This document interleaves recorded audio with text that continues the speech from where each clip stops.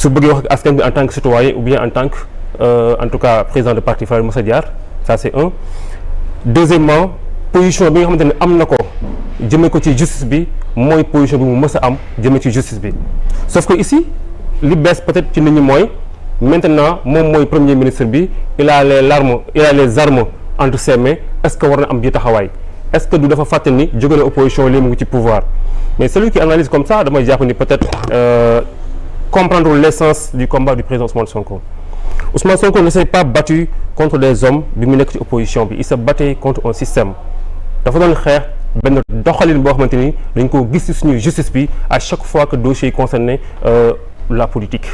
genre il se battait pas contre des hommes benn ñaareel ba c'est pas nekk au pouvoir mooy tax la mu daan gis bu ko gisee du ko wax da koy wax même si il a les armes entre les mains ñëpp xam nañ ni c'est quelqu'un qui n'accepte pas loo xamante ni jaaru yoon daf koy dénoncer donc pour man ba ci foofu noonu gisuma lu ci bees mieux encore Ousmane Sonko ne s'est pas attaqué aux magistrats il s'est attaqué à la justice au système ni yoon tëree ci réew mi ak ni muy doxee et je pense que loolu nga xamante ni def na ko comme je dis tantôt rek xel mën na ko nangu dégg nañu fi Ousmane Sonko bi muy nekk candidat aux élections ñu fitnaal ko dab convoi am saccagé ko mu gën a taxaw ne je parle en tant que candidat interpeller les autorités ba lu xaw a jaaxal ñëpp du lu bees kon bu ko defaatee aussi day wane ni rek c'est le même homme il reste constant il reste qui il est à chaque fois que mbir mi am na mu demee ñu ut ak ni mu waroon demee dafay taxaw mu kaas ko ça veut pas dire que il est au pouvoir war ko wax il a les moyens il n'a qu'à rectifier oui il va rectifier sauf que bu ñu fàtte ni on est dans un Sénégal où le mal est extrêmement profond très très profond. Le Sénégal dëkk la boo xamante ni mën naa ne bien avant même 1960 avant son indépendance c'est un pays boo xamante ni en fait dafa sombrer dans le chaos sombrer dans le noir à tous les niveaux économique politique social depuis très longtemps donc c'est pas en un an ou bien en un mandat ou bien en 2 mandats que tout s'arrose par des claquements de doigts du tout on a une messe à faire on a un pays à redresser on a un pays où on doit booster tous les niveaux on a un pays à développer ça ne se fera pas en un an ni en 2 mandats ni en 3 mandats mais ñu ngi ci yoon ñu ngi ciy liggéey c'est des réformes institutionnelles c'est des réformes organisationnelles c'est des réformes fonctionnelles tëgg la tabax la doomu aadama bi Sénégal comme le Sénégalais donc c'est un tout c'est un package il faudrait pas qu'on pense que oui maintenant on a les armes entre nos mains on peut tout faire d'un claquement de doigts nañ bàyyi wax ji nañ bàyyi carte bi non bu ñu war a wax dañuy wax tout en travaillant et tout en sachant que du liggéey buy sotti tey suba wala gannaaw suba mais on y est et pour daaneel Sénégal dañu am ñaari chantier yu extraordinaire yoo xamante ni foog ñu koy bàyyi xel deux très grands chantiers te benn mënul dem bàyyi moromam bi si njëkk c'est le Sénégalais bi stop c'est le Sénégal c'est 2 grands chantiers que nous avons déjà avant d'attaquer le chantier du Sénégal il y a le chantier du Sénégalais nit doomu aadama bi le Sénégalais l'homo sénégalensis déjà c'est un chantier dañ ko war a tabax dañ ko war a defaraat ci lu bare parce que en réalité y a un problème de comportemental bi fi am na benn mindset boo xamante ne aussi juddoo nañ ko yar ñu si tàggatoo ñu si bañ toll lu ñu toll loolu rek fekk mentalité yi changé wul fekk yarin yi changé wul fekk jikko yi changé wul fekk comportement yi changé wul tabax Sénégal dafay jafe ndax Sénégalais bi war a tabax Sénégal donc pour dire que nag on a 2 très grands chantiers yoo xamante ni bu ñu ko di ignorer ce n'est pas juste développer le Sénégal mais c'est d'abord travailler construire le Sénégalais qui doit construire travailler le Sénégal et ces 2 chantiers nous y sommes ñu ngi ciy liggéey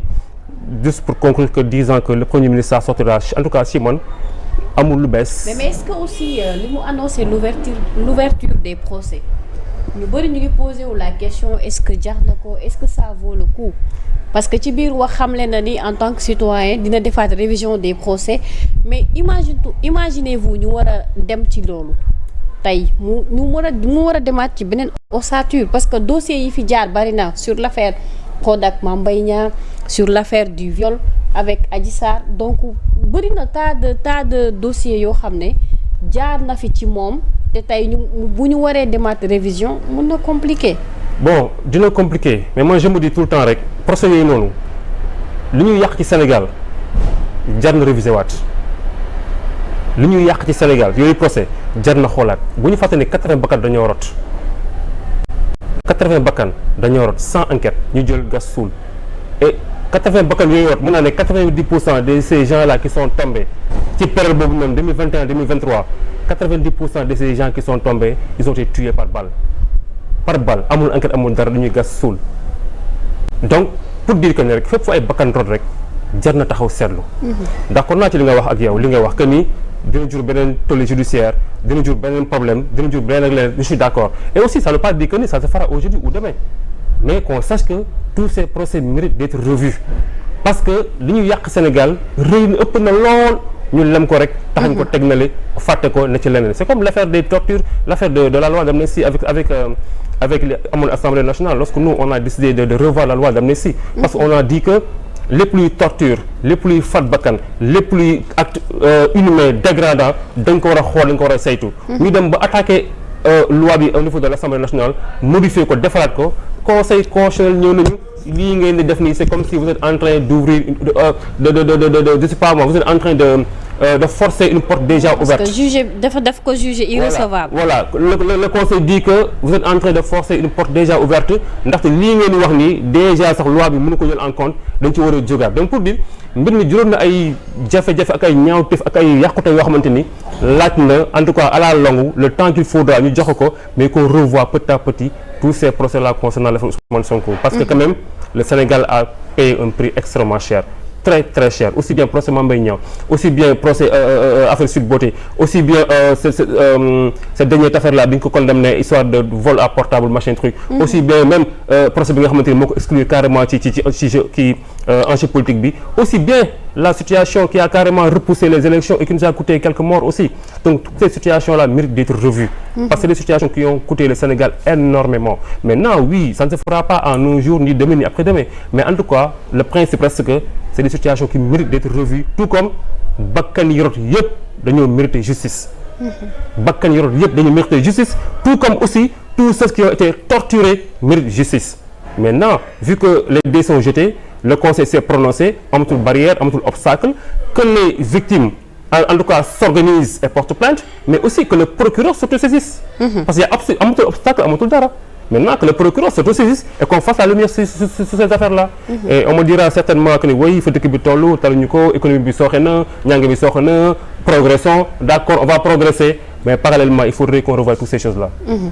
c'est important. dinañ dëkk ci yeneen point yi defe naa ubbi boobu soxna daal la am na solo. alors dañuy bàyyi ak doyen Abass mu dikk ci moom décryptage am par rapport à cette sortie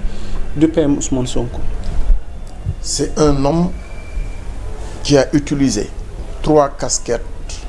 pour parler aux Sénégalaises et aux Sénégalais. Ousmane Sonko, Premier ministre. Ousmane Sonko, citoyen sénégalais. Ousmane Sonko, chef de parti. li mu wax moo nekk ci làmmiñu Lalla moo nekk sama làmmiñ moo nekk ci làmmiñu ci ñun ñëpp. Cette façon de marcher de la justice sénégalaise est archaïque, obsolète. natt nga ko yow natt naa ko Lalla natt na ko ñun ñëpp natt nañ ko sénégalais yëpp natt nañ ko dafa am ñu naafeq. c'est-à-dire bu ñu ko soxlaa ñoom justice